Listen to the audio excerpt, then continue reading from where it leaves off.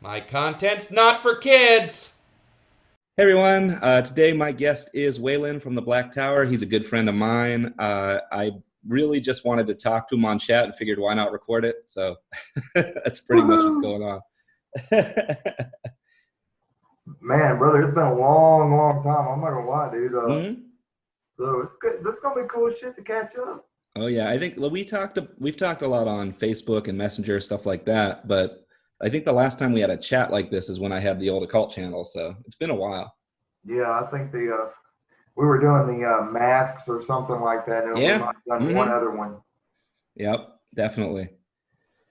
Yeah, and before we get too into the depths of whatever we're going to talk about tonight, I do need to say something for all the viewers out there, just so that I can get this off my chest. I did see the new Star Wars, and I didn't like it as much as the one before it, The Last Jedi. So now everybody can put their nasty things in the comment because I said The Last Jedi is a good movie, and that way we can go as dark and deep into the occult as we want tonight. We don't have to worry about the comments being about that because. I have yet to see the new one, and but I knew at the ending of the last one, when they were showing the little kid at the ending scene of it, I was Mhm. like, oh yeah, this is gonna be interesting. And then from what I've seen in previews and stuff like that, I was just sitting there going, what? Yeah, they didn't really follow up on it. And I think maybe it has to do with, being someone who loves mythology and stuff like that. Is why I liked the Ryan Johnson movie. I mean, I can agree with people that it wasn't a great movie. There's definitely holes in the plot, stuff like that. But as far as the metaphor he was going for and the subversion of expectations, I actually really enjoyed it. And I like the way that he portrayed the Force as neither good nor bad, but this kind of just, it's out there and people use it to make that kind of thing. Well, see, growing up in that day and age, where it came out, I think it came out, I want to say a year before I was born. Yeah. And so I was raised up with Star Wars and everything else. Of course, as a little Hmm. kid, sticks pretending like you're a Jedi Yeah, or yeah. a Sith or something like that. And then growing up, and then they made a new trilogy and all this other stuff. And it was interesting that as I've gone into the occult, I backed away from TV, movies, and Hmm. society in general, and was more working on the inner world. And every now and then I'd see something kind of cool, and I'd go check it out, watch it, or something like that. It'd be kind of cool.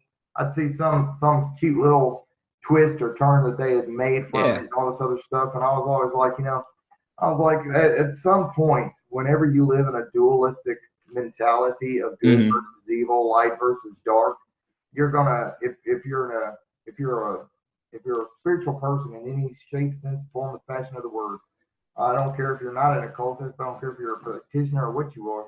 Right. But if you're spiritual in any way, you're going to realize that when you have two opposites like that and you make them confront one another, Hmm. that's what I said. Make them confront one another because it doesn't happen like that in nature. Yeah. It's free flowing. It does its thing, kind of like what we're doing here tonight. Yeah, exactly. And so that's why I kind of like that movie a lot. And I know that a ton of people hate the movie. So I figured I'll start the whole conversation off just bringing that up, even though it has nothing to do with what we're talking about. I Just got be like, a all right, we're going to get the ire up on some people right away. And then we can do whatever we want. I have a really weird notion about what that ending scene of the last one that they had put out Hmm. concerning the kid. Okay, so Lucas is trying to like wrap this up, close it down, all this other stuff. He left an opening where later on other creators could be imaginative and create Hmm. from that standpoint. He closed out the storyline of the Skywalker lineage, and I think that that's what happened. Yeah. But that's me without having seen the latest movie, so don't ruin it for me. No spoilers. Gotcha. Although So I'm a big fan of the actor who plays Kylo Ren, yeah. Kylo Ren, yeah, uh, I seen him in something called what was it? Something Report. I watched Oh it. yeah, that new movie. I've seen him with him and Channing Tatum, Yeah. Chin. But anyway, I saw him and he goes, "You did not just say cauliflower to me." The line is hilarious, but I don't even know the name of that movie. But it's about two brothers, and Right. just mischief and making money. Yeah, definitely. He's a great actor, though. Seriously, I can't believe he's more talented than. Well, I mean, I can believe it, but it's interesting we see him when he starts off like in the Star Wars thing and all this other stuff, and then we forget that there's always more to a person than just the image they portray or a role that they're playing. Right. And so I guess that's a good segue into what you always talk about on your channel too, because that's one of the reasons I'm a huge fan of the stuff you talk about on your channel. Because I feel like everything you talk about is about the internal journey, you know, what's going on within the self. And that's something that still very much resonates with me, even though I don't consider myself involved in the occult. And I think we'll get into, you know, our difference of opinion on that. But I definitely still am someone who's a fan of individuation, knowing the self, stuff like that. And I kind of take a more Jungian approach to that now. But a lot of the stuff you talk about, it goes right along with that. It's you leave it up to interpretation a lot, and I like that a lot. So if anybody out there is still into the occult and wants a channel to kind of guide in that direction, I would definitely recommend the Black Tower. And for those of you who aren't into the occult but are interested in that type of stuff, like individuation, self-knowledge, stuff like that, I still recommend the channel. I don't think you need to be an occultist to get a kick out of it. I'm a big fan of Joseph March myself. So thank you. Me too. The man behind the names and behind the masks, the real deal, the guy. Full of William Shatner with it. Before we started recording too, I was saying, you know, now I have the wizard beard and now I'm less wizardy. So, you know, whatever.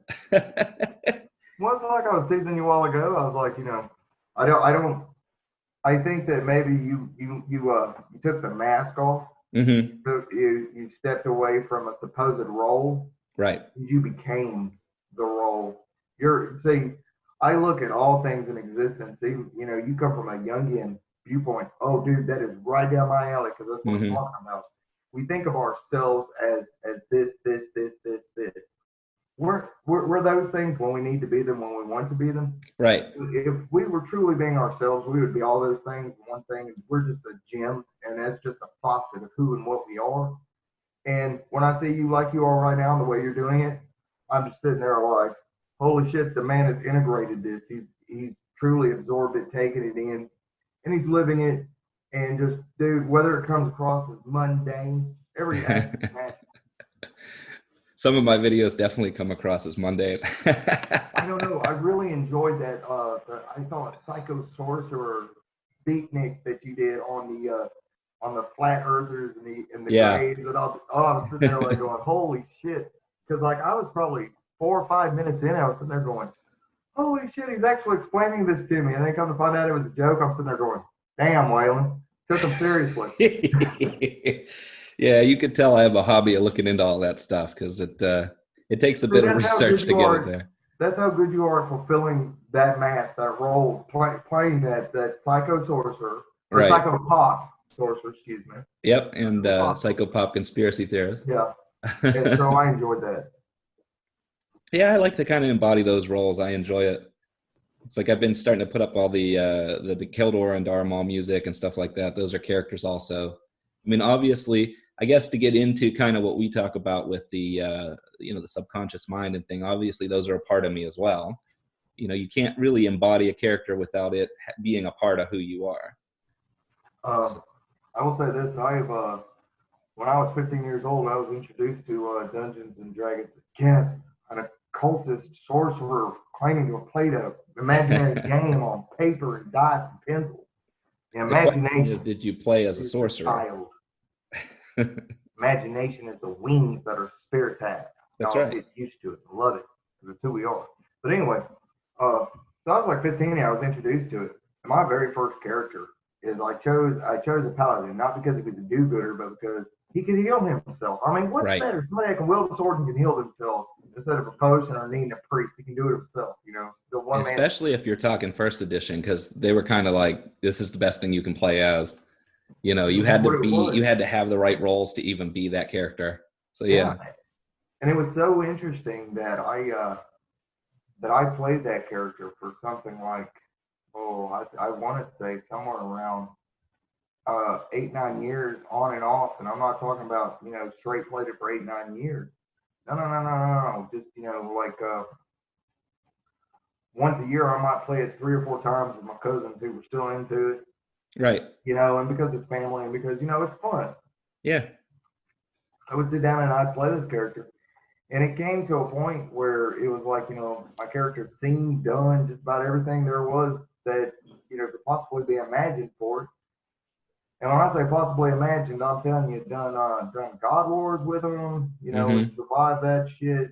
Uh, and coming right back full circle, what I was saying about the whole when people force light and darkness to a head, same thing happened in our game. And then I think I was like 19 or yeah, I think it was about 19 when it first happened. So me and my brother, we Yeah. were playing two different opposite characters. He was playing a very, very, very evil priest, and it ended up where like 6, 7, 8 years into the game, it literally came to a head between these two brothers. And then I find this interesting is that subconsciously, whether it's a psychosomatic thing or whether it's whatever, uh, games that you put that kind of attention and energy and detail into, it manifests in your real life. Like even right now, me and my brother, we had a falling out, and it was over not necessarily over morals or ethics, but it was over how you treat people. The way we're put here on this earth, and we have to deal and contend with things that a lot of the times, let's face it, there are mean people out there, there are good, nice people out there, and so Mm-hmm. forth and so on. I try to break away from the good and evil and all this, but you think you have nice, friendly people, and then you have asses. Yeah. And I think I can use that word here, asses. Oh yeah. All right, I'll try to keep the f bombs down I don't know. to a I've minimum. been bad about keeping the F bombs off my own channel, so I don't think you have to worry too much about it. No, I'm gonna Eventually, control myself.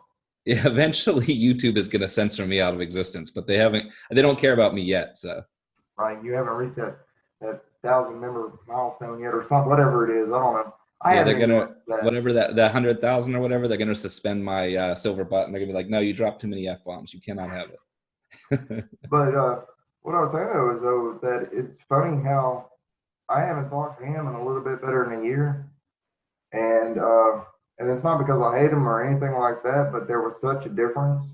There was such a huge, drastic difference in the Interesting. person that we had each individually become. Uh, not that I'm some paladin, knight shining armor, light type, whatever this other shit. I'm a pretty balanced individual, but he took it way to the extremes, and just honestly, I know that sometimes part of becoming is an aspect of taking things to the extreme, Yeah. but his personality, it just became pure shit, and then slowly but surely, old habits started returning, addiction, stuff like this, and what can you do? All you can do is maintain being who you are, and just hope that they heal and that they work through it. Yeah. One thing I've definitely found is that when you play a character for a long time, some of yourself gets wrapped up in the character. That's And so why I quit playing those games. yeah, because you start to learn things about yourself, but it's kind of a more public environment than, a lot of the individualist practices and things. You're there with a group. So people get to know sort of inner things about you. But another thing that's weird is that some people can't separate that. Like, I don't mean the player, but I mean other players around the table. They may think, okay, when you're acting as this character, that's you. And it's like, well, that's not.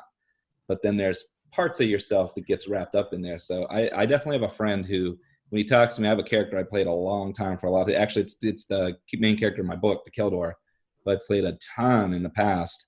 And so sometimes I got a friend that's just like, oh, that's your personality. Like, that's you. And I'm like, well, kind of, if I dial it up to 11 and then also put like a villain slant on it, then yeah, that's me. But, Just I an have to add layers.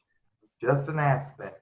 Right, exactly. And so I'm always like, yeah, he seems to have trouble quite seeing where the part that's me and the part that's the character is, whereas to me it's a little more intimate. I can tell the difference. But I think we all have that there's a risk of that when you play with a group, that people start to relate you to your character, especially if you play a similar character over and over again. But also, I think the opposite of that, though, is if you're not someone who's doing some kind of an individuation process, it can get you started on that type of process, doing that type of game, because you're going to start you put this character into situations that you wouldn't go into, and then you kind of play around in your mind to figure out how you want to experience this situation. And it's a very interesting mind game, if nothing else.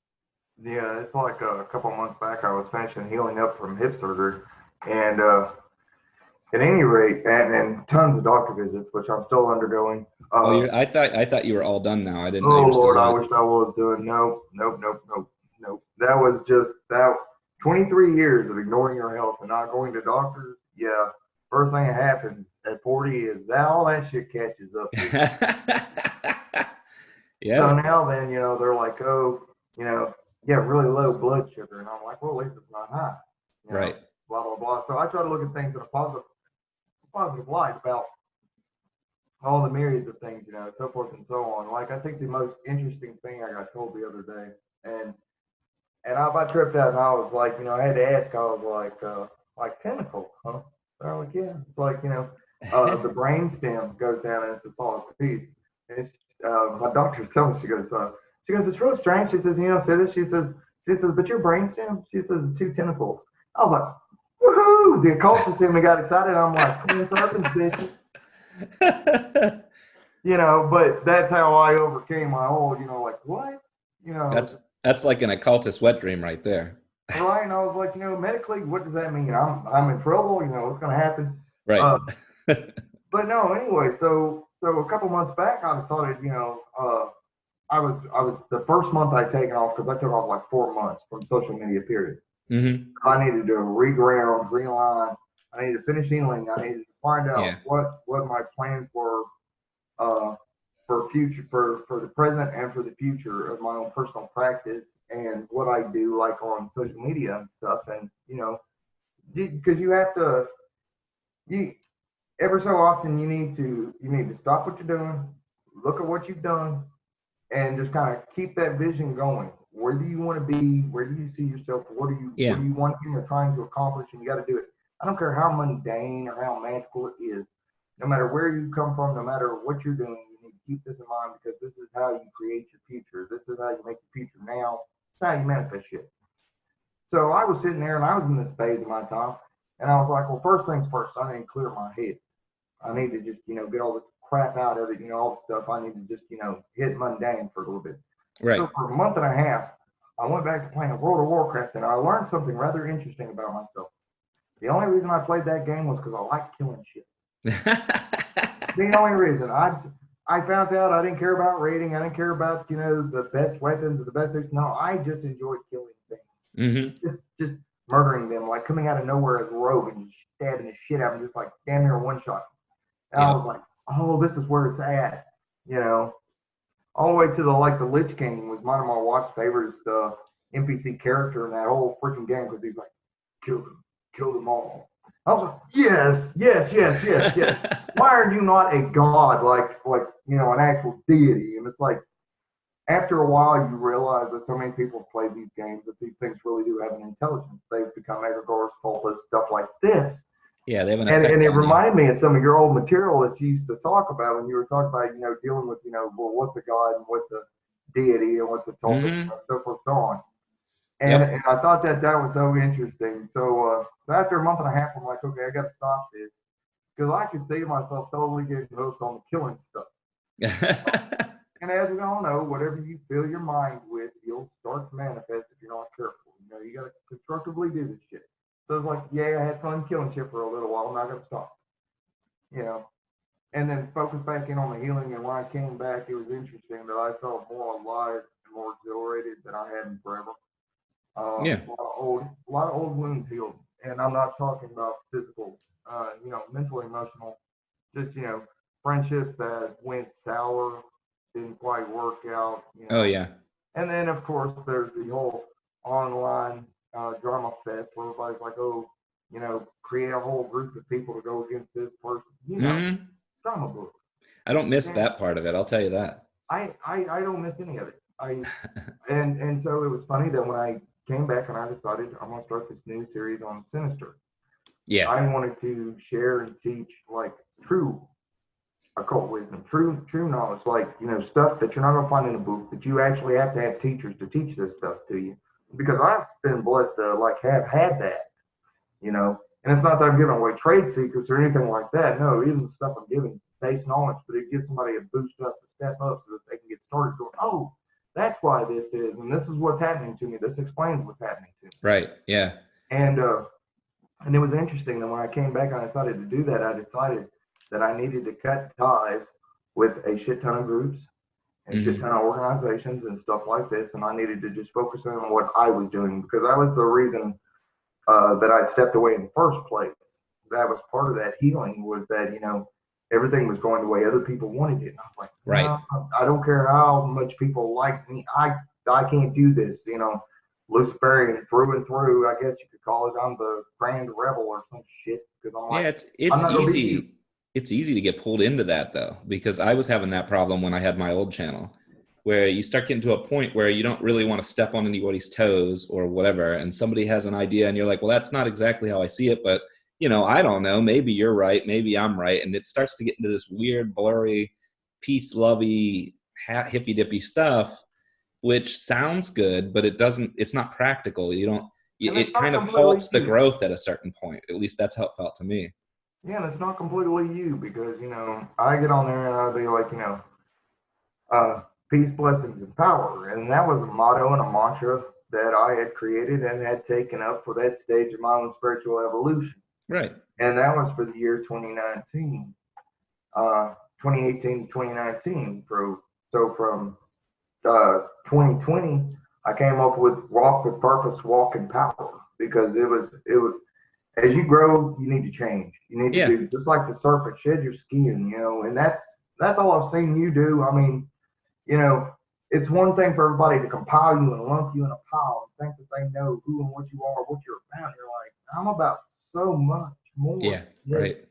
And it's hard to portray that on here. It really is, unless people know you in real life. What are they going to do? Yeah, I always find that if I try to get into, what I'm up to now, because people will ask, because I don't consider it occultism, but I still practice something that's very similar to occultism. And when I try to get into it, I feel like most people will just hear anything that is similar to their practices. And so they'll be like, okay, you're doing what I'm doing. And it's like, well, no, it's very different, but it's also similar, and all of us are like that. We all kind of hear our own stuff echoed in what other people say. We hear the truth that we choose to hear. Yeah. So it's kind of hard, because if I go on there and I say, well, I'm not an occultist anymore, well, then people go, whoa, what's going on? And if I go, well, sort of, then people go, oh, okay, well, you still are. And I'm like, well, all right, okay, guys. We're just dreamers dreaming the dream and experiencing the illusion that we've created and that we exist in. So now I'm wondering if that's a regular cigarette you're smoking. It's funny. Think about 2 years ago, people started asking me about that. I was like, no, it's a hand-rolled cigarette, man. You're just being poetic. I was like, are you being poetic, or is that you're halfway through a happy cigarette? It's a shame the happy ones make me dizzy and nauseous. So. Oh, that's too bad. Yeah, I know. I have a lot of friends in real life and virtually on here that that's kind of their thing. There's nothing wrong with that. I'm glad that they're actually legalizing it in so many states. Right. It's funny though that when they started that ball rolling, people that were in states where it's still illegal started being busted left and right for it, because they got a little excited and trigger happy, thinking, yay, my state's next, Well, one of the things they really crack down on now too is when people take it across state lines, because it might be legal in this state, but somebody tries to take it in the other one. And now they've really cracked down on that hard. So that's where a lot of people are getting busted now. I'm waiting on to start government-funded brothels. You want to go the whole way? I'm telling you, man. If you're going to partially imply a system of control and make money off of it, dude, go for the gusto. We got to have legalize all the drugs, legalize all the sex. I'm for that, by the way. Pro-life, man, all the way. That's right. I'm pro-freedom.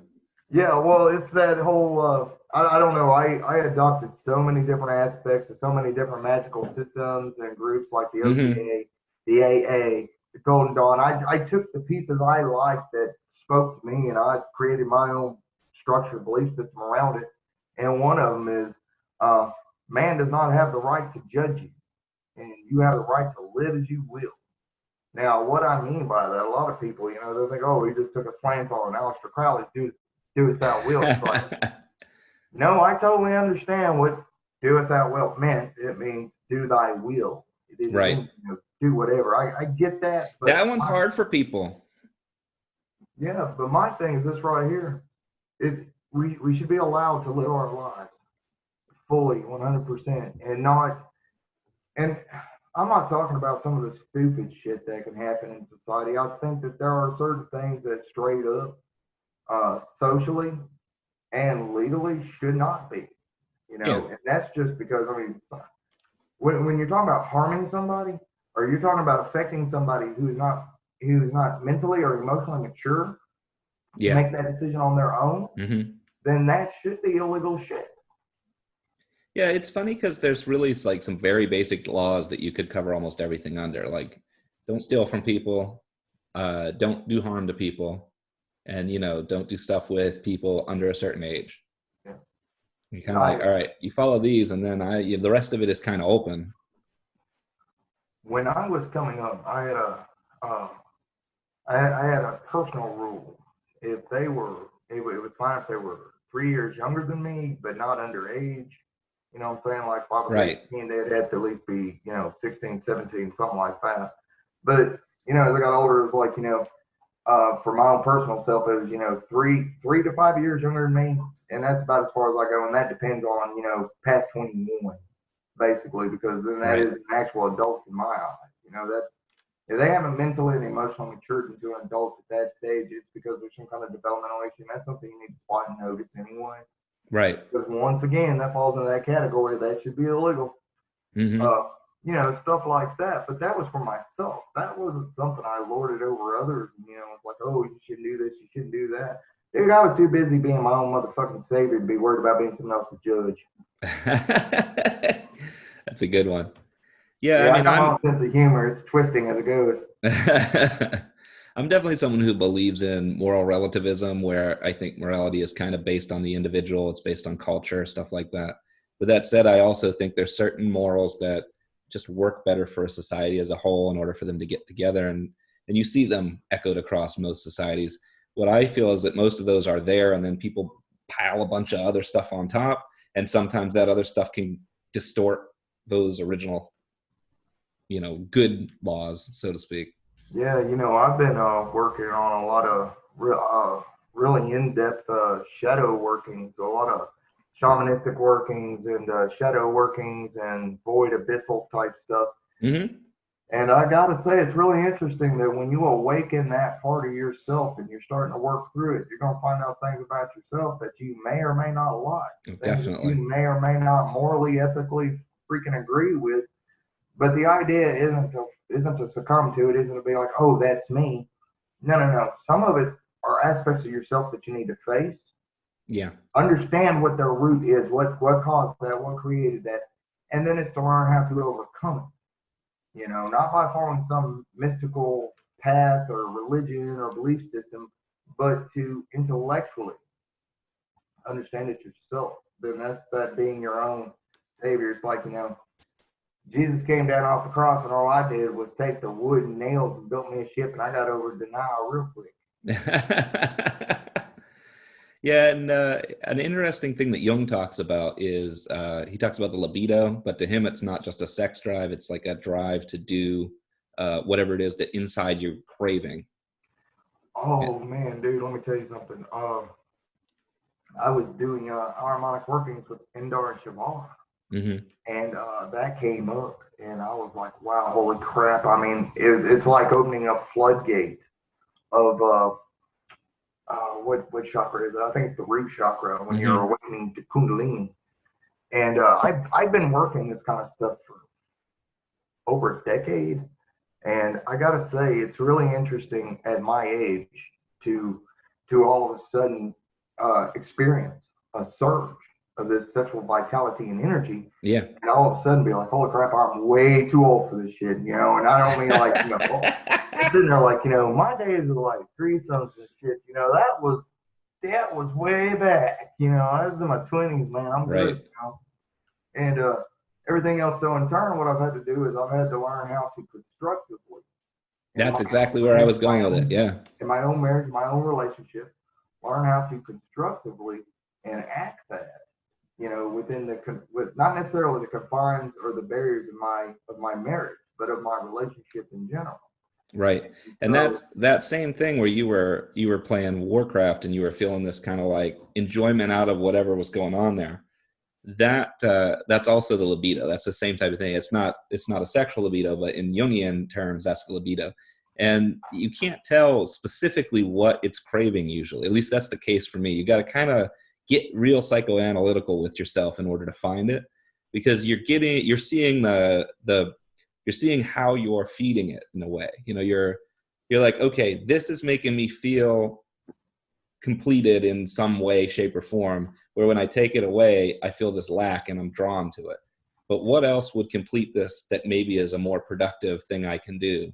And that process is not quick, at least not for me. No, it's this has been going on pretty much the whole year. It's funny how surgery slowed me down physically, but awoke other areas because of the nature of balance of harmonization. When one thing starts to weaken, another thing strengthens. It's just how it works. Mm-hmm. So it's funny that you're talking about all this, because I was equating Saturn as being of sex and death.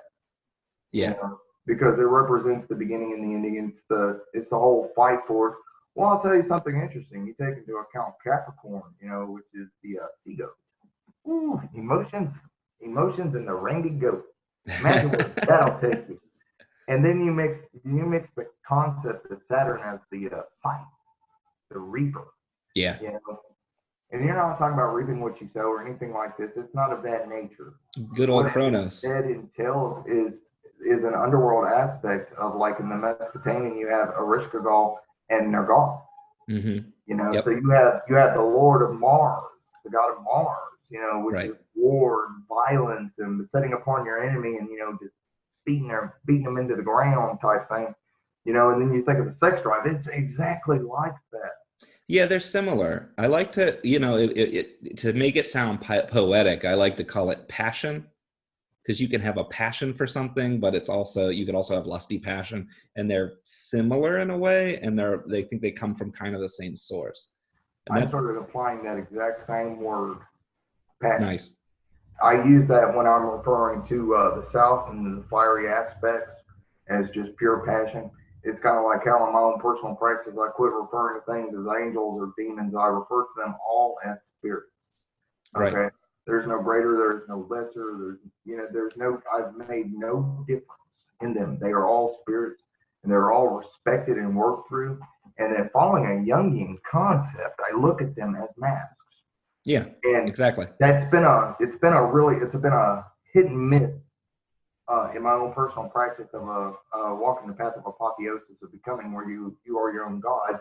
Mm-hmm. So it's really hard to think of all these spirits that over the 25 years that I've been doing this, as having been summoned and called and worked with, and then all of a sudden to like look at them instead as always ever having been a mask that was employed as a tool to embody and harness their essence and their aspects and their powers and their abilities, right, and still maintain the respect and honor to work with them as external entities or intelligences.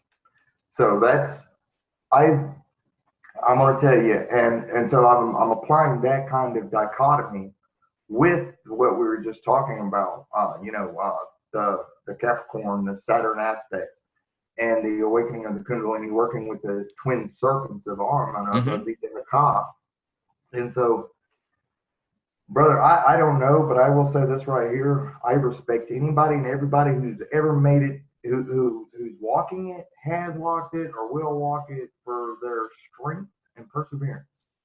Yeah, and you could tell whenever I talk about it that, I still use concepts that are hard to explain in using anything better than the occult as a explanation point, because there's just trying to use pure psychology and terms from that. It gets wordy, it gets heady, it gets kind of hard for a lot of people to follow, I think.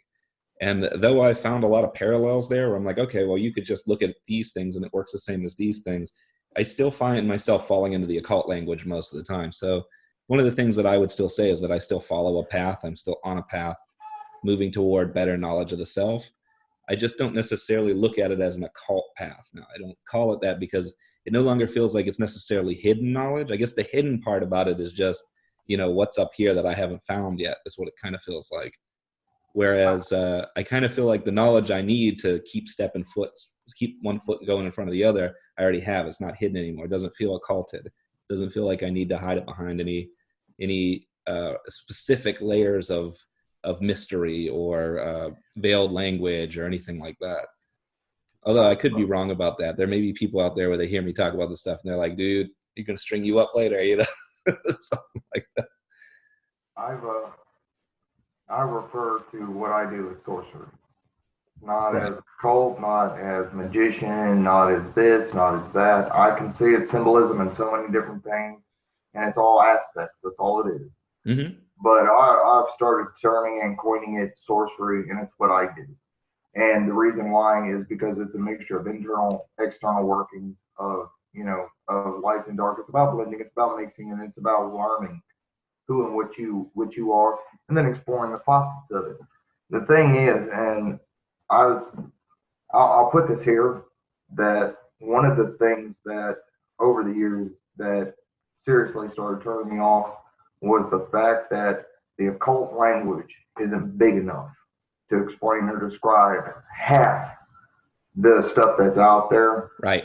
And that's where, like, the Sinister series that I'm doing, that's where that comes in, is trying to put this in any kind of term outside of occultism in general, which is based on fixed symbolism that's been crafted and created. I'm all about making something new, about invention, about creation, because that is at the hardcore of magic. And I don't care if you call it magic or just reality or existence or consciousness awareness. I don't care what you refer to it as. Use any of these terms. And so that's why I see what you're doing as exactly that, dude. You're just not calling it, you're not giving it a title or a name. You're leaving it wide open so that it can be what it is. Yeah. And that's all I seek to do for myself. I just label it in sorcery because I need that. It can help to give it a name I need that linear vision to be able to keep my ducks in a row, so to speak. And I don't have ducks, but I wish I did. Yeah, I'm listening to also Thomas Leroy. I don't know if you've ever heard of him. I fucking love Thomas Leroy. Yeah. the sect of the Horn God, I think. Yep, that's it. Yeah.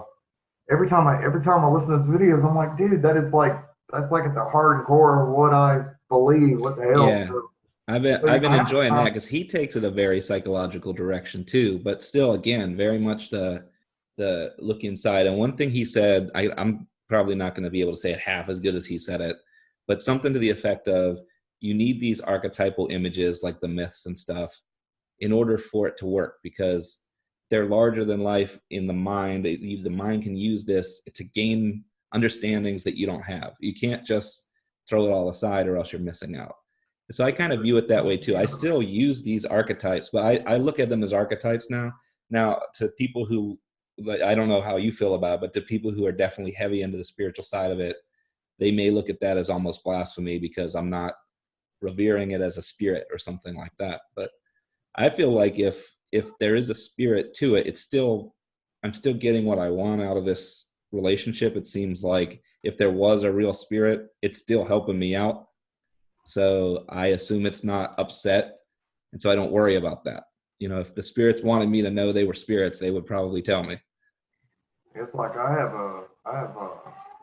two in particular friends, brothers, that every time I read their stuff or do their workings, I swear it's an atomic blast on my system, on my structure, because it's such raw, undulated power. Just the force, it is what it is. It's creation without the forms, without the masks. Right.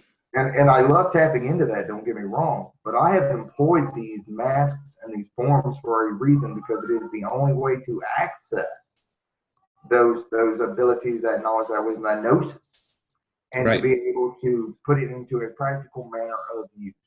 Without them, how can you practically apply it?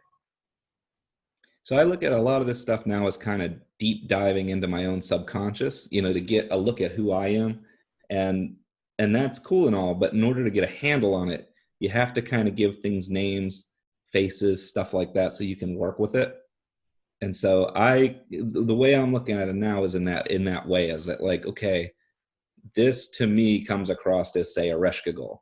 So I'm going to visualize it as a Reshkagul. Now, is there a real spirit that is interacting with my mind somehow? I no longer think there is, but who knows? I'm not going to judge somebody else who thinks that, or I definitely don't claim to know for sure there isn't a spirit out there. But I just know that if I do this, if I look at some part of myself and it's this nebulous, unknowable something, and I just allow it to take shape, it will have a form of some sort that will be familiar, like a mythological figure or something from my past or something. And then you use that to kind of understand it better. At least that's how it's worked for me. It sounds legit as shit, dude. You found a system and a method that works for you, and that's the way you're supposed to do it. And certain groups like Witchcraft of Michael Penzak, he might refer to that aspect of yourself as the namer. And now his viewpoint, his diction on what the namer is, that aspect of self, might be different than what I call the namer. What I call the namer is like you're playing the role of a shaman, going into the underworld, subconscious. Right. You're seeing these things and everything else, and then you're naming them. You're calling them something, and then then from that point on, you can employ them and use them and work with them. Right. And once you've named some aspect of, I assume they're aspects of self. Again, disclaimer, I could be wrong about that, but my view of it is, or it could be more than that. Like that could be the tip of the iceberg, is what I'm saying, and there could be more under that water, so to speak. But I have found exactly what you're saying is true. If I give a name and a face to some aspect, I can then call it back up. If I want to examine some aspect of it, you can instantly refer back to it now, because you have an image of it. You have something in your mind that you can grasp to look back at that.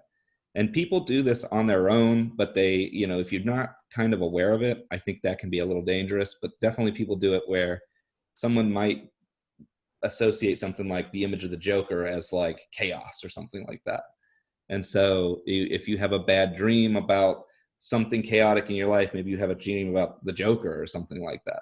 That's the same type of thing. It's just that you're taking command of that. You're going, okay, I'm going to say what I'm going to talk to right now and figure out what part of myself is feeling whatever I'm feeling. When you have an emotional thing, it usually is when this plays out too. And you're like, okay, I have a strong emotion. I don't know where it's coming from. Then take a moment, go inside, and make it sound easy. Like going inside is the easy thing to do. But it gets easier, I guess. I don't know. It's really hard to explain what you're talking about to beginners, to right, people who are new, who really don't get it. But yeah, it's just one of those. It's one of those aspects of Jungian archetype of gesture, the coyote, the yes, trickster. Yeah. I find I relate very strongly to the trickster archetype. Yeah, insert chaos here. Exactly. Yeah, it's funny though that's where you find your inner villain. That's where you find your muse, your harmonious balance, your opposite. This is where you find. This is where you find the liar within yourself. Yeah, exactly. And if you try to externalize it, if you try to, through meditation, through concentration and things, have a conversation with that part of yourself, because you can do that. You can just, I'm going to talk to this part of me, and you can do that as long as you have the quiet and the space and whatever. Some people are better at it than others. Then you could have the trickster trick you, as crazy as that sounds. It's not really crazy. It comes to one of those things that I've said forever and a day. It depends on how truthful you are. I still stand by that. If you can be honest with nobody, at least be honest with yourself. That way, when you're dealing with said trickster, you can at least be able to see the foolishness, for the folly, for the fun, for the inventive, creative genius that truly actually is. Yeah. It's the it's the it's the mischievous aspect of the child, the inner child. Mm-hmm. Yeah. And sometimes it's got the right idea. Sometimes, I'm not gonna lie, sometimes when you're talking about all these different aspects and you're talking about delving into archetypes and and you're trying to understand this and you're trying to explain it and describe it and work with it and so forth and so on, a lot of the times what can happen is that it just gets straight up confusing. And Yeah. what do you do with it? How do you work with it? Stuff like that. It always comes to a head. Right. I try not to take anything too seriously. I try to take everything with a grain of salt, even when all hell is coming down on you. You just gotta like look at it and go, wow, okay. Yeah, one of the things I had to learn too was not to overanalyze everything, because I used to analyze everything to hell on my old channel. Like that was my thing. And I found that as moving away from that and going more toward things happen, you experience what you experience, and then you just grow naturally out of the experience, as opposed to analyzing it and coming up with a plan of how to grow it, just allowing the growth and change to happen on their own. It's just skyrocketed the speed at which these changes happen. And so a lot of this where I'm like, well, I don't worry about it as spirits. It's almost like, and it's not necessarily that I don't believe it's that I don't worry about whether it's spirits or not. It's like, doesn't matter. That doesn't matter. This is the method. Then you do this, then you learn about yourself, then you move forward, then you learn about yourself, then you move forward. And I'm no longer worried about any of the rest of that. And it all kind of just vanishes out and the path seems to become clear. I don't know how to explain it other than that. You've got to let the path become clear. Mm-hmm. I was reading a post on Facebook earlier that person was talking about the blurriness, of your vision and stuff like this. And the concept, the way I look at it, is that I enjoy the blurriness when you're not exactly certain, when you're not exactly sure, because that's when you know that you're tapped into what you're supposed to be tapped into. Because Right. Yes. That uncertainty is the state of being you need to exist at. Yeah. A constant state of adaptation. Absolutely. Yeah, I think that's how we grow. Is it's all transformation. You see that in all the old writings with the the Ouroboros and stuff. It's like, well, it's death and rebirth is really just a transformation cycle. And I think now maybe adaptation is an easier word for people nowadays to understand, but it's kind of the same idea. Yeah, the serpent biting its own tail, but Mm-hmm. there is no such thing as an ending. Only what do you call them? It's a cycle. It's an everlasting cycle. So we get back to the videos you're making, the Sinister videos. I definitely have been waiting them with bated breath when they come out, because every video so far you've put on has matched my journey earlier in some way. And that's why I've been like, okay, this guy knows what he's talking about. Like, well, we've already talked before. I already knew this, but I mean, this is one of those things where you're like, oh man, that is 100% what I experienced, maybe looked at through a different lens, spoken of using a different language, but definitely the same experience. And that type of stuff is just so interesting to me. Whenever you have something so similar to what someone else experienced, you're like, okay, well, there's some nugget in here that I'm going to take home and keep and learn from. And I just love that type of thing. So you were talking about like the first shadow. I think that was the first video you did in the series.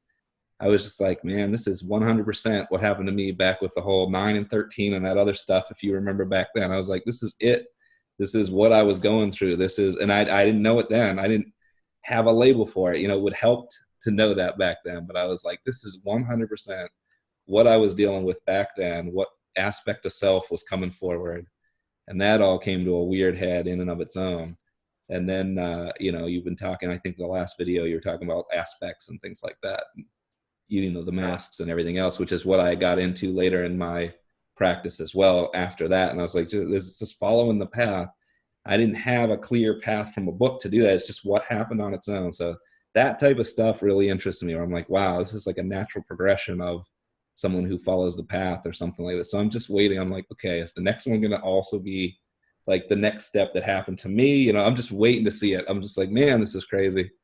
And I know you still got a lot to tell. I can tell from where you're at. You've like brushed the surface of it. Yeah, I was supposed to put out one this past week, and see, now I'm slowing you down. I had back-to-back doctor visits and just was Yeah. worn out, tired, exhausted.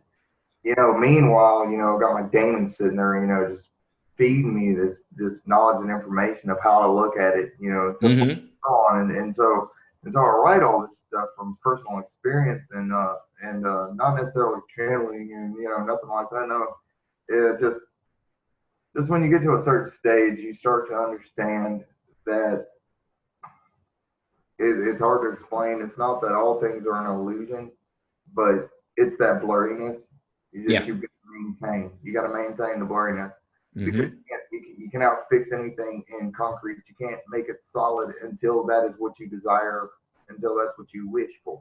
Right. What your will is. And then you put everything behind it. Yeah. And no, I've been very blessed and very lucky that I have people that I can talk to about my experiences and some of the things I'm going through, and and it's interesting that the things that I was going through when I was going through them, I had no way of explaining or expressing. They were Right. just things I was dealing with, and and then one thing leads to another. I'm talking with this person, talking with that person, and someone opens my eyes. I was like, oh hey, that reminds me of blah blah blah. And as I looked into it, I'm like, holy crap, it's true. It's like, Mm-hmm. I put out a video over a year ago about the soul as the Fravashi, the soul is shadow, and we refer to it as the Fravashi. Right. Now I may have got that word out of a Michael David Ford book, but the concept of the soul as a shadow itself, meaning that which was cast from a great light. Mm-hmm. This can only explain how we've come into being Right. without the concept of good and evil, without God, the Father, the Son, the Holy Ghost, and all this other stuff. When you're breaking past these paradigms of limitation, and Yeah. and as it went, I went to realizing I was like, holy crap, there's this thing that's alive, and that it's got to feed, and if it doesn't feed, it's going to Mm-hmm. feed off of you, because it has no other choice. It's because it is what we are, like in real life, you have to go eat something. I mean, you have to. Yeah. Right. If you can fast for like 3 days, super sweet. I could at one point in time. I do good now to like break about 2 days or so. I keep meals really, really light. No meat and Mm-hmm. stuff like that. I can do things of that nature. But as I got older, my body's needs are a little bit different than say when I was 20. So that's Yeah. changed a bit. But the results are still there because the dominion of my will is present in all Right. things. Uh, but I just wanted to express and explain to people out there that there are no books on this subject, and if they are, where are they? Right. They're parts of thousand-year-old traditions that are kept in house. They're passed in Mm-hmm. lineages. They're not put in books. They're not for consumption. You know, and that's Right. what I'm saying is I'm not trying to feed the masses, secrets that are held and kept, by these individuals. I take that into consideration anytime I open my mouth and I talk about this stuff because there's a way you can put it without having been a thief of a tradition or a lineage tradition. Right. And that's all I've been trying to do because face it, there are a lot of people that are right there on the verge of truly being, and Mm-hmm. and all these things are happening to them, and there's nothing out there. Everybody's putting out books on this spirit, that spirit, and this system, that system, blah blah blah, but they're not explaining it.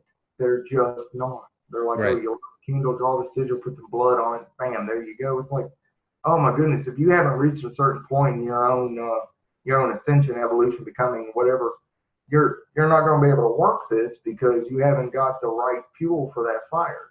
That Right. flame can't be lit because you haven't elevated to that energetic vibration yet. Right. And so it's like rubbing two sticks together to make fire. And all I've been attempting to do is to show people, okay, look, this is a product of this, and this is how you create that so that you can start working with it. And some of it, I'm not gonna lie, some of it goes so in depth that honestly, it's subjective. I cannot Yeah, say certain definitely. things because they're not true for anyone else. They're I only ran into that problem when I was running my channel because I started, it was later in, and I think that's why some people still say like they want to see those old videos. Later in, I started having videos where I talked about my experiences. At the beginning, I was trying to do the teacher thing, but when I did the experience videos, that's when people were interested. And I think there's more to the experience videos than there are to the teacher videos, because you're able to say like, okay, if you're like, well, I don't know if I'm doing this right, I don't know if what I'm learning is right, you can see, okay, here's what somebody else experienced, this is what theirs was like. And if you can be nuanced enough to go, everybody's experience is different, and not to jump on the keyboard and start flaming somebody going, well, your experience doesn't match my experience, so X, Y, or Z, then I think you can get a lot out of those type of communications. And that's one of the reasons why sometimes I think about putting stuff back up. I think somebody said I should make a Patreon on the last Q&A I did, and I'm thinking I might do that. I might make a Patreon where the old videos are available if someone's a patron. That way they're just not out there for everybody in the world to look at, but people who really want to see the old stuff can see it, with the caveats I want in front of it and stuff like that. Because all we're doing at this stage is fine-tuning our craft. Yeah. The reason why I call all the stuff that I'm showing or teaching on the Sinister series is because it's subjective. The things that I do present are the things that are not subjective, that this is what they are. Right. Okay. Now, past that, like I'll have a few people ask me, well, what does this mean? And I'm sitting there going, well, I'm going to tell you like it's been told to me. It depends on what your viewpoint is, on what your belief system is. And because I'm not you and I don't have your belief system, Right. I have no way to judge or decide, what category that fits in. What is your system, so forth and so on. And even if you know what their system is, it's not always going to fit. And, right. See, and that's breaking out of the cookie cutter world. That's breaking out of cookie cutter occultism, out of cookie cutter magic. Like there are a lot of things that I could put out there that I could share with people, and it's powerful. It'll work whether you believe in it, whether you understand the system of it, or any of this other stuff. But the thing about it is why would I? Because Right. all I want to do is hamper somebody else's ability to be creative, imaginative, and do it themselves, create something of their own. So like when Prometheus gave man fire, behold, you've awakened, you're a flame, blah, blah, blah. All I'm doing is doing my best to explain to you how to apply it. Right. Yeah. And that's it. Because being a teacher, the greatest form of control is self-control, and the greatest teacher is yourself. And we're all students, so think about that. Yeah, definitely. And I've found, obviously now I spin everything so that it matches my own headcanon about how this stuff works. So I find I'll listen to people, and when they talk about whatever spirits they're working with, for me, it just automatically translates into these are the aspects they're working with, because that's the way I see the systems now. Now, some people take offense to that because they believe strongly that these spirits are real, but I'm not upset at people for believing that. I'm not strongly I'm not raising a torch and going, these things aren't real entities. I'm just saying, in my view of it, they're this. And I can listen to somebody say whatever about the spirits, and my mind, it just goes, okay, that's their aspects that they're talking to. And it translates immediately. So I don't even have the problem of having to usually convert what someone's saying at all. I'm just like, okay, cool. You're telling me your experience now, as opposed to, some hard, fast rules. And I found that I still listen to almost all the same occultists as before. I still get stuff out of it because we're still talking about finding the inner self. And at the end of the day, it's the same journey. I think the only reason that I've changed it from saying that I no longer call myself an occultist is because occultist comes along with the baggage of being a spellcaster. Like, you cast magic, you do rituals and stuff. I don't really do that anymore. I mean, I still do a lot of self-exploration. I still do meditation. I still do journey work. Everything I do now is more aimed around getting to know the self. And that's a big part of the occult. That's a big part of most practices. But I don't do spell work to cause things to come to be in the world. Now, one caveat I'll add to that, though, is I have learned from my time going through the occult how to direct myself toward a goal. And in my belief is that that's more or less what spell work is in the first place. So I can do that now without having to go through the process of a ritual. I can just decide I'm going to focus on this. But the limitation there is I can't do multiple things the way that most spellcasters at least claim to be able to do. I'm going to focus on something, and that's the thing I'm going to accomplish. And it will work, but you're going to put all your energy behind it. So it's a more direct method, but I wouldn't call it a spell anymore, even though the whole understanding of how to do it came from that practice. I don't use that practice anymore. It's just like it taught me how to find that power within the self to direct the self toward what it is you want to do. It's a lot like taking an herb or something and feeling its energy, and then like it without the energy or without the herb. How to mimic that energy without the herb so that you can recreate that experience. Exactly. The one thing though that I do stand adamantly about concerning the naysayers and whether this is real, whether that's real, blah blah blah, is that first off they got to understand everybody adheres to different systems and different beliefs. Right. Right off the bat. Second off, I'm not going to spend 20 minutes, 30 minutes, or an hour defending my viewpoint. I'm going to be like, this is the information, and that's what I'm there for. Right. Put information out there for those that are on that level, that are on that particular path. They'll understand it. They'll see it for what it is. I myself sometimes am astounded at the fact that I can look at deities and beings as different masks to be worn, gods to be consumed, to take in and to become individually, independently. And then at the same time, I can call these same spirits up and give offerings just out of honor and thanks because of what they represent and what they are, you know, and because those forces and powers do exist in and around my world and consistently stay there. Now, whether or not that's because I've kept doors open psychically, you know, within itself, or whether that this was pacts or agreements made, or whether it was whatever. You got to understand, even when you're making pacts, agreements, covenants, when you're making any of these things, you are giving your word to something, and your word is your power. It is your authority. It is your divine authority being uttered. You are then, in essence, the Hutu. You are thought. Right. You then become this being when you realize that exponential ability or personality within yourself, and you express it as such. Then you become this being, and this is wearing the deific mask. But yeah, I mean, everybody is on different paths. They have different belief systems, all this other stuff, and you know, and I've met with a few people back better than a year ago that were, you know, a little bit pretentious towards me, and that was fine. You know, I have no problem.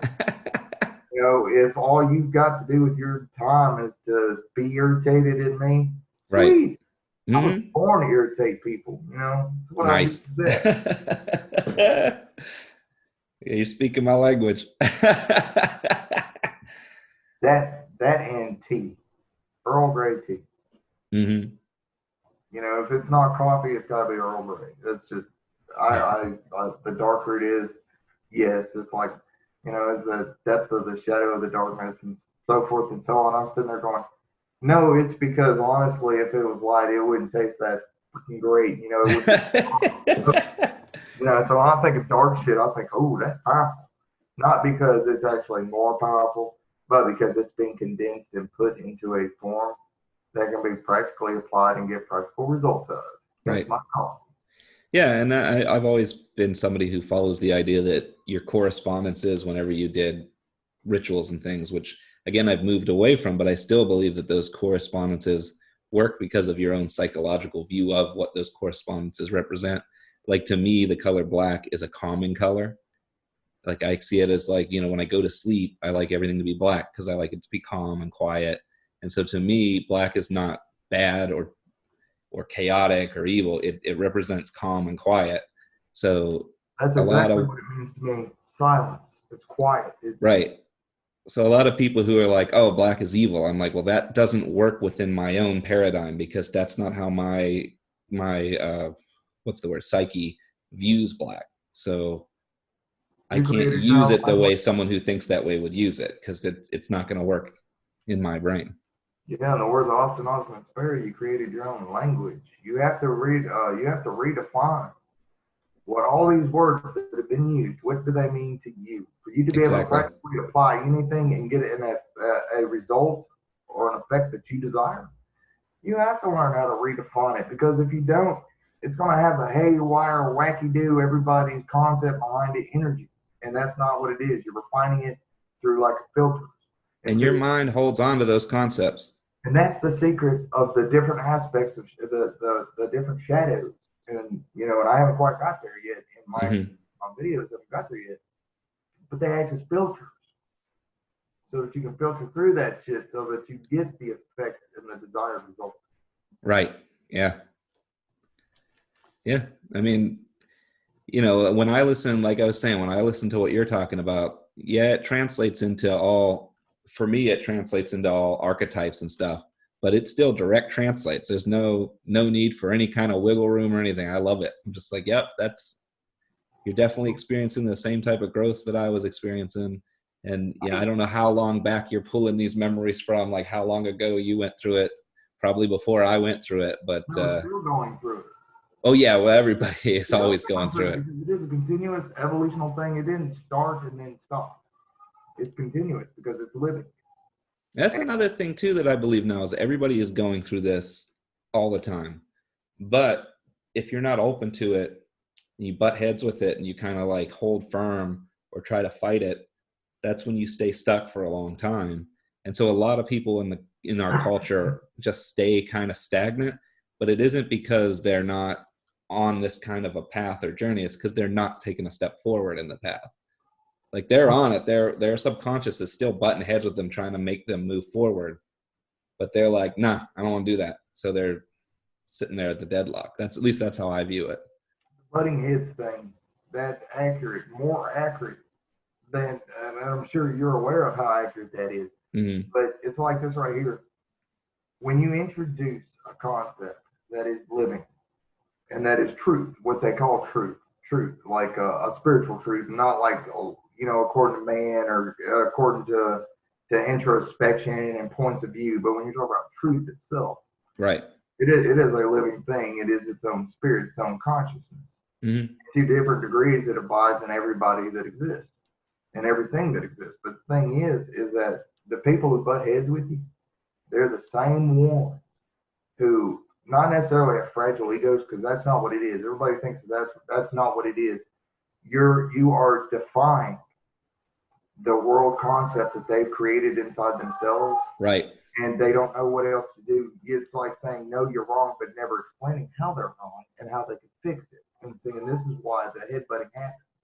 It's not because all this other crap that everybody thinks it is. It's much simpler than that. It's only confusing if we choose to oh, it's because of blah, blah, blah. That's why I had to step away from occult terminology. I had to take it, redefine all these different words and meanings and symbols. And I had to be like, nope, these have got to define what I desire them to define, or they're going to create something that somebody 100 years ago, 500 years ago, a couple thousand years ago created them to me, because they carry with them definitions. Right. And those definitions are the mask that they wear, and therefore the results that they're going to create. I don't want that. I want my own creation. So I'm going to use these symbols, redefine them, and change them. Not for others, but for myself. And this is called this is difference in subjective. This is what I'm saying. You can't always do this for everybody. So, somebody will be like, well, how did you do that? It's like, I kind of understood myself, what I wanted, and I understood how to get that way. Right. Well, how did you figure that out? It's like, I don't know. Where are you at in yours? This is why I like the concept of egregor. That term, if you can really get it, I know you do, but I mean, some people, it takes a while, at least for me too, it took a while to really get what that meant. And even taking a non-spiritual view of it the way I do, the term egregor is still the best way to explain a lot of this stuff, because a good example would just be like society. Society is just a thing we decided to have happen. There's no actual physical society thing that exists out there. It's just us deciding to make it happen. And yet society has all this baggage with it. It has all this concept that's closely tied to it. If you were to say society isn't real, that's obviously wrong. It's real. It's just not physical. Yeah.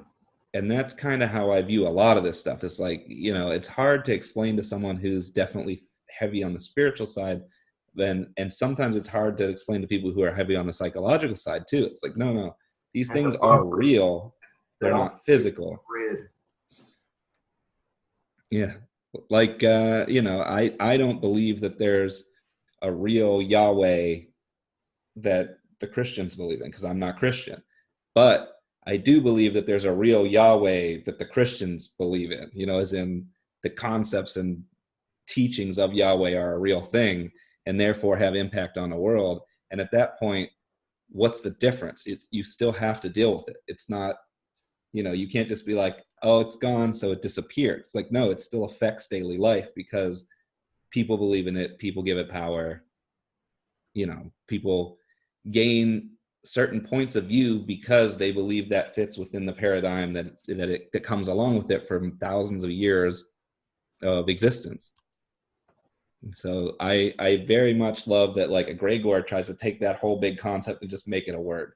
It's like I don't know any other word that kind of like just fits that as perfectly as the word egregor. That's why I prefer really, really, really old names of deities and spirits, because they're the more generalized masks. So like of storms or of this or of that, of the graves, of blah blah blah, right. It's easier to wear those as masks and to call upon those forces and those powers, because then they come in just that aspect. Right. Whereas you call something that was created in the 11th or 13th century, and all of a sudden you have fear, paranoia, social programming to deal with, all these different aspects that are behind this mask. Right. And it's a lot. Those masks are easy. Those types are easier to digest in the form of eating your gods, energetically and so forth and so on, and transforming them, transmuting them within the self as a crucible. But when you're talking about these older masks, they're so close to what they really, really are. Yeah. What they're supposed to represent, that those are what I would refer to as actual gods and less egregores. Yeah, and we're farther away from the stories of those gods. So those stories have existed at one time, and then only a handful of them have made it to our time. So you have this very small pot of ideas that go into them. And so your brain is able to take all the rest of the concept of what they relate to and shove it into this one space whenever you're working with something like that. Yeah, I've oftentimes found that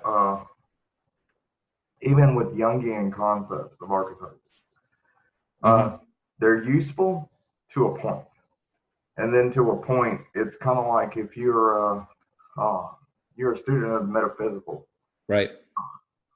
Whatever the term is nowadays, I have no idea. But if you're a student of Kafra, of becoming, one of the things you're going to learn is that only get you so far, and then the rest of it is how you apply it and the results that you gain from it. Right. Yep. Yeah, kind of like an experience. Yep. You got to have your own experience, otherwise you don't grow. It goes back to Dungeons and Dragons. Got to get your own experience points if you want to level up. I always enjoyed dungeon crawling. I couldn't help myself. But then once again, it was the killing things. I think part of it, though, part of what, at least what I've heard, looking into psychology and stuff, is the idea that there's something called the power fantasy, and D&D helps with a power fantasy, and so does something like World of Warcraft, stuff like that. And the power fantasy they found is not an unhealthy drive. Most people don't take that drive outside of the fictional world, but usually it's helpful if you're going through a situation where you're feeling particularly powerless at the moment. Again, to kind of take that, what's the word we were saying before? The libido that's craving power, and give it somewhere to focus on that is not going to damage anything in your real life. Yeah, because it comes right back to that whole you got to feed the shadow, or the shadow starts to feed off of you. I mean, Right. it's the nature of the beast. Uh, so yeah, I mean, as far as like the power of that concept, I haven't heard that before. So that's kind of interesting. You know, that's something really neat for me to add to the layers of my own working. So that's kind of interesting to add that to the arsenal. Yeah, I was wondering when you were saying that you had just gotten out of the hip surgery and then you got back into it. I was wondering if those things coincided, like your body is feeling weaker and then all of a sudden you're It's able to fun. go to a virtual body and like kick ass and take names all of a sudden. Oh, you would think that, but man, the pain was so fucking exquisite.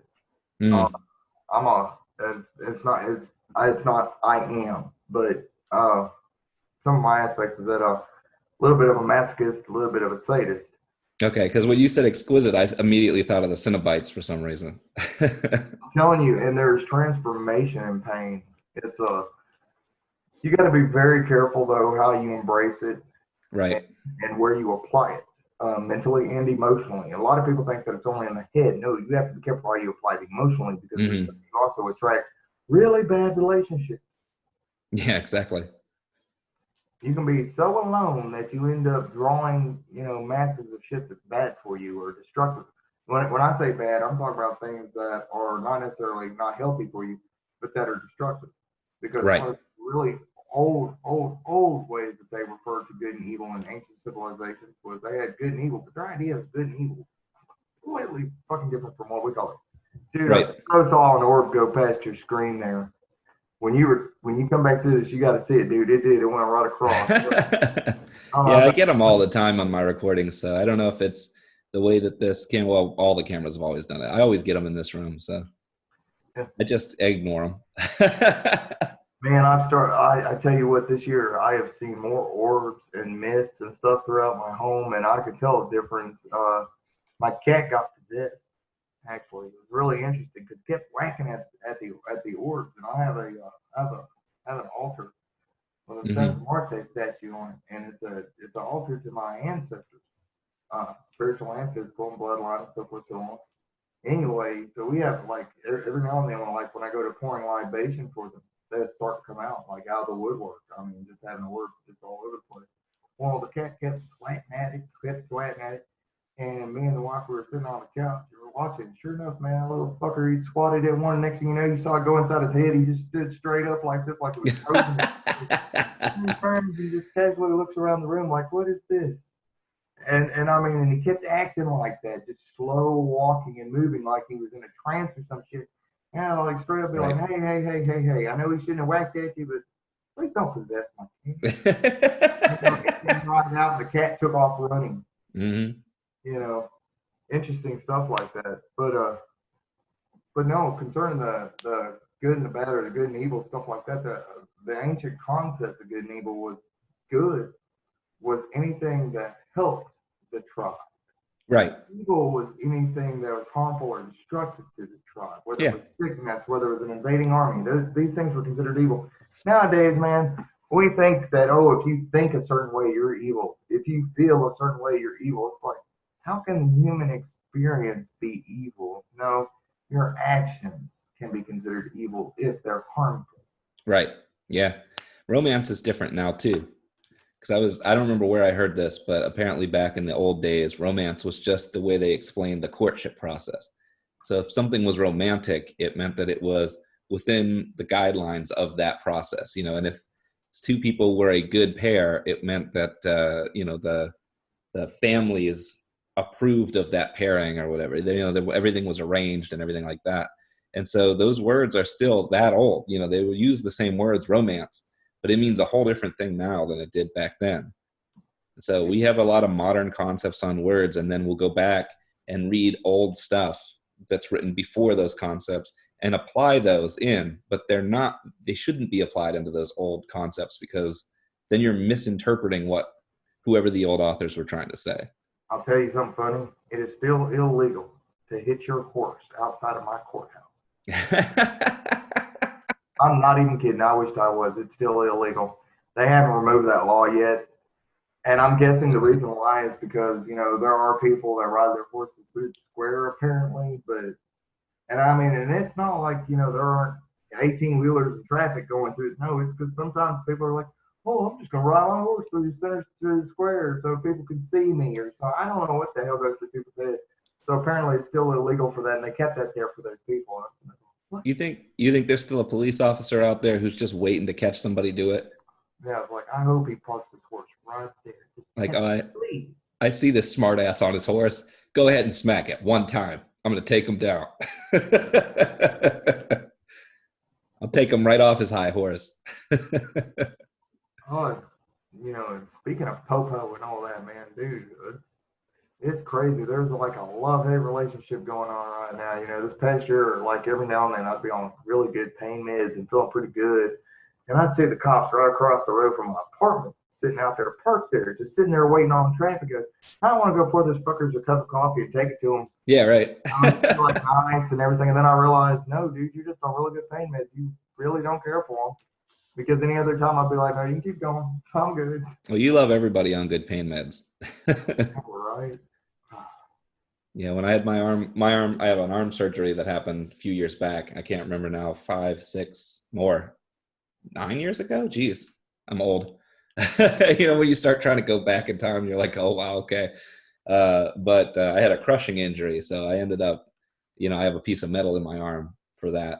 And of course, they put you on pain medicine, like heavy pain medicine, right after that surgery. And man, I tell you, everything in the world just seemed great. I was like, this bath is great. And the injury I took was right after a situation where I felt like I almost died. So when they took me to the hospital, they were like, man, you seem like you're in pretty good spirits for someone who shattered their arm. And I was like, dude, I'm alive. Like, I'm in great spirits. I didn't die. And so I thought at that time, I was like, man, this apparently gave me a new zest for life because everything in the world is brighter and bolder. And as soon as I came off the pain medicines, I was like, oh no, it's not a new zest for life. That was all the pain medicine. I know, right? They create that feeling of euphoria. That's Mm-hmm. so interesting because when you come down off of them, you're sitting there and you're like, no, why was I so friendly to such and such when normally they're asses and I don't like them, Right. And it's like we have good cops and we have bad cops around here, but 92 to 94% of the time they think you're up to something, or they expect that you might be, or something like that. So Right. they automatically treat you like that. And you're sitting there going, seriously? Really? Oh, do I smell like weed? Do you know that I seriously don't like it? Blah, blah, blah. No, they don't. But, I don't know, man. People the people they is fickle. Do you ever tell them that I'm just your friendly neighborhood occultist? One time, and that's not what I told them. They saw me with about 30, 35, 37 people, and we all had swords.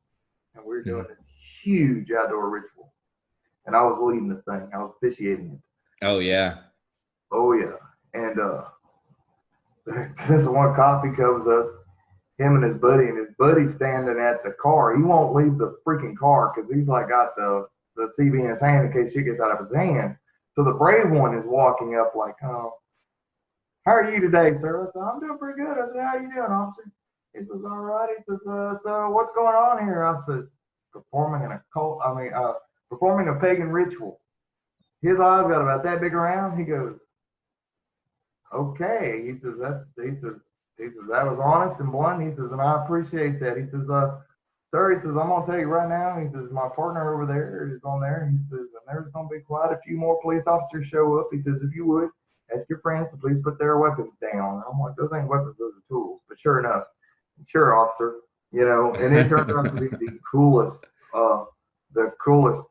raid by police that we ever had.